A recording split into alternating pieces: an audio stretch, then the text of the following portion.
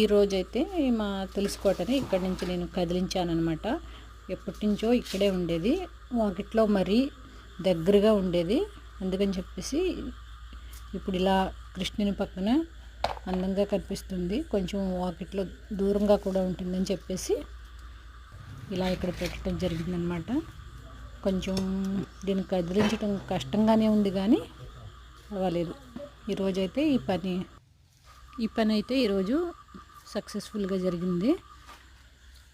కొంచెం భయపడ్డాను ఎక్కడ విరిగిపోతుందా అని, కానీ పర్వాలేదు, బాగానే తీసారు వీళ్ళైతే. గడ్డపారలతోటి బాగా వచ్చింది. ఇక్కడ ఇంకా ఈ ముందరంతా బండ్లవి వేయించాలి. అప్పుడు మీకు వర్క్ పూర్తిగా అయిన తర్వాత మరియు వీడియో చేస్తాను. ఈరోజైతే నాకు చాలా బాగా నచ్చింది ఈ వర్క్. నేనైతే ఈరోజు ఫుల్ హ్యాపీ ఫీల్ అవుతున్నాను.